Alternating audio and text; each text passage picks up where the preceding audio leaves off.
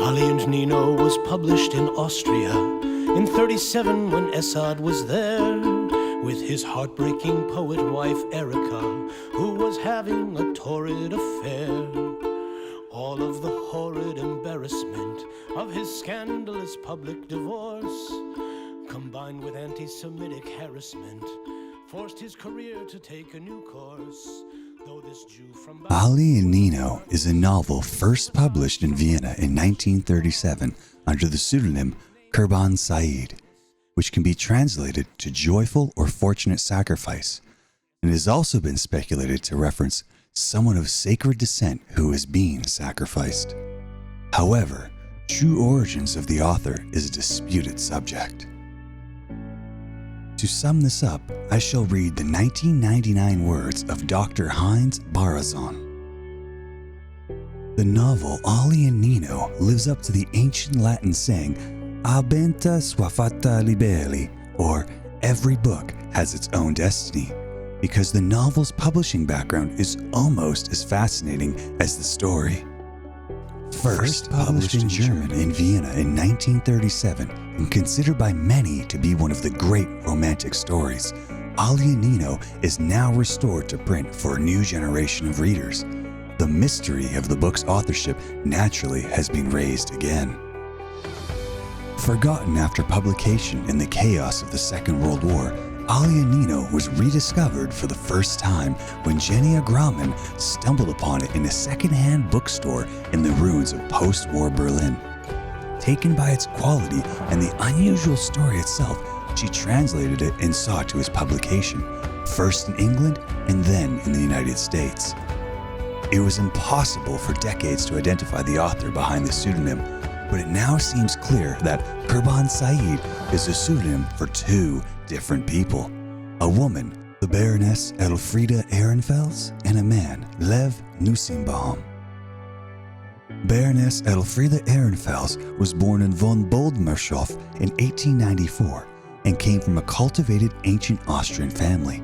She published articles, short stories, philosophic works on Plato, was a regular contributor to the Prager Tagblatt, then the leading newspaper in Prague, and lived in a literary circle. Besides Ali and Nino, her name attaches to another novel, The Girl from the Golden Horn. Lev Nussbaum, who possibly had the original idea for the novel, was Jewish, born in Baku in 1905. Nussbaum's father took Lev and perhaps a German governess to Berlin during the tumult of the Russian Revolution. Nussbaum completed his studies there, became a journalist, and later wrote books about Muhammad, Nicholas II, Lenin, Reza Shah Pahlavi, and regional geopolitical issues. These books were published in London and New York under the name Assad Bey, the name he had taken in his youth when he converted to Islam.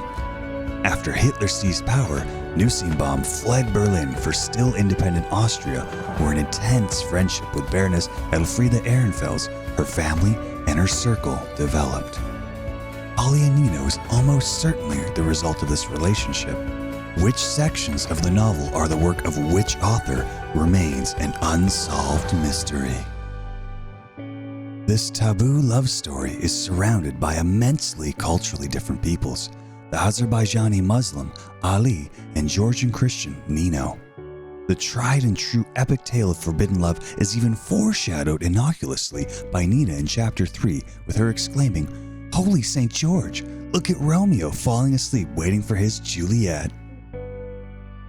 From the first 6 chapters, it appears their families coexist peacefully despite Ali's talk of disdain for the West and what appears to him as barbarism, with Ali even sharing in the celebration of Nino's father's ascension to princehood via Tsar Nicholas II, and Nino elevated to the status of an official princess.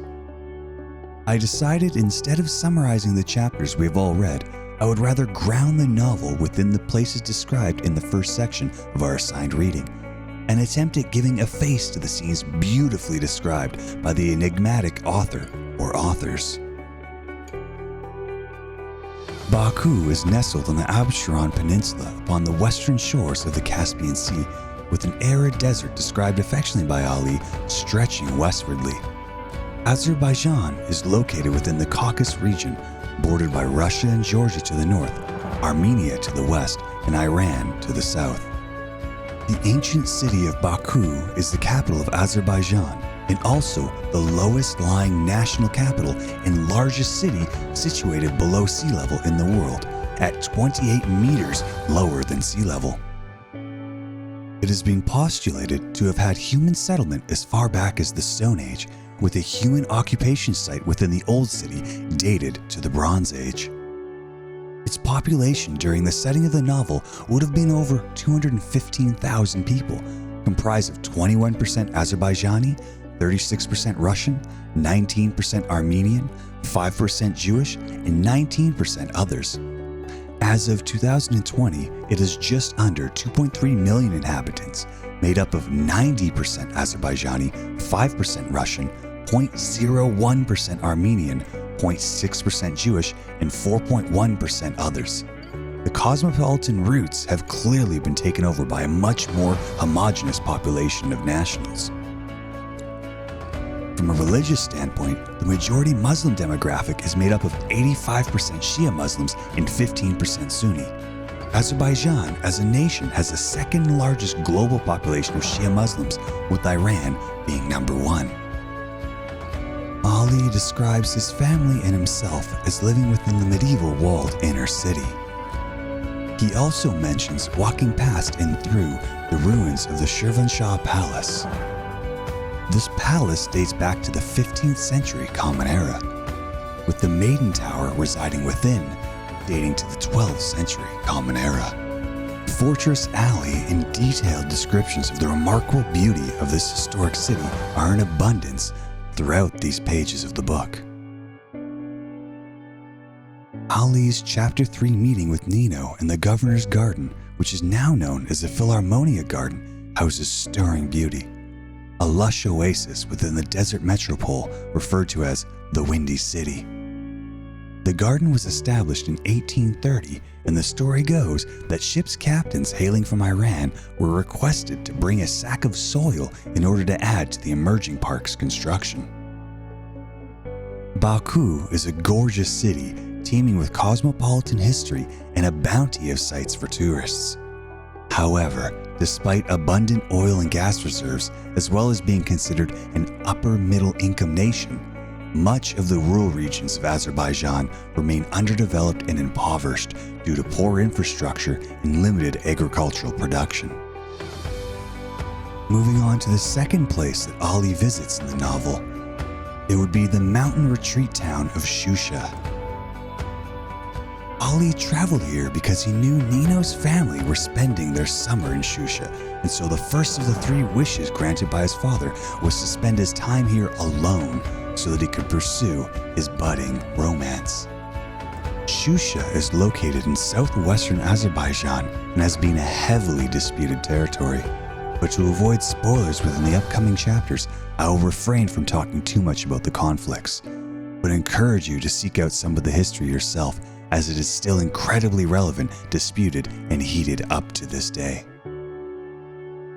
That concludes what I wanted to say about these locales. But I'll leave you with some stunning footage and a few questions that we can discuss further.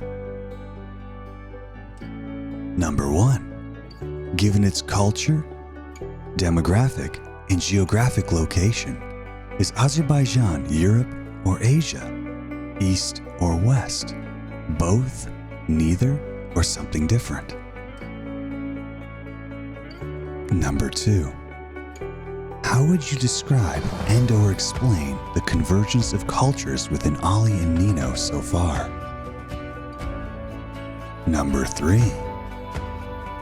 How would you define Ali's desire and love for a woman so different from how he describes as possessing proper etiquette or part of an aristocratic Muslim's harem? Young love? Opposites attract? Or something deeper and more profound? Too early to tell? Number 4. Despite some questionable takes on women and stark contrasts in beliefs and customs, there appears to exist a semblance of peaceful coexistence within Baku and Shusha, as described within the first few chapters. What factors do you believe make this so? And do you feel it is something that can and will last? Why? For example, would you refer to it as a relatively peaceful coexistence, one that is strained, or perhaps a powder keg set to explode? And finally, number 5. What do you like or dislike about the novel so far? What has stuck out to you or ignited a thought or interest? Was published in Austria in 37 when Assad was there with his heartbreaking poet wife Erica, who was having a torrid affair. All of the horrid embarrassment of his scandalous public divorce, combined with anti-Semitic harassment, forced his career to take a new course. Though this Jew from Baku was a monarchist who sympathized somewhat with the fascist cause, all of his names became poisonous due to National Socialist laws. It came out Assad Bey was Lev Nussimbaum, which meant his professional doom. The Nazis banned him from publishing, and he needed a nom de plume. So he became Kurban Said. With a pseudonym he could be freed. The name was claimed by Assad Bey for 2 novels and a memoir written in his hand. Ali und Nino, Das Mädchen vom Goldenen Horn und der Mann, der nichts von der Liebe verstand, which is currently still unpublished. Now all of these writings are similar, according to the opinions of some.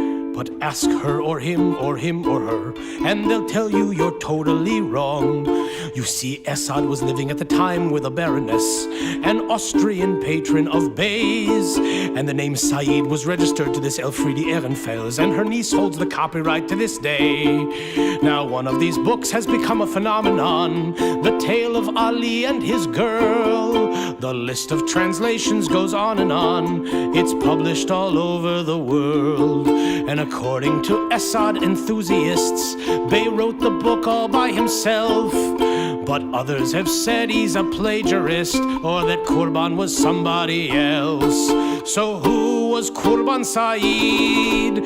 Who was the author indeed? It's a name that is claimed by this baroness and all of her heirs. It's a legal mess. And then there's the patriot Azeri named Yusuf Wazir Chamanza-Minli. And just who the hell was he?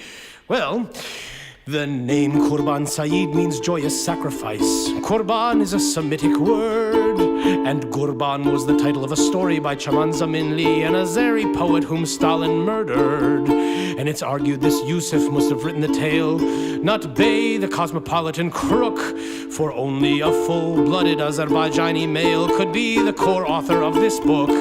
Now there's a war going on Wikipedia over whose scholarship is the best. It's a kind of literary necrophilia between the East and the West. At issue is the national identity of the legend of Ali and Nino. But the truth is a mysterious entity, though many do claim that they know. Just who was Kurban Said?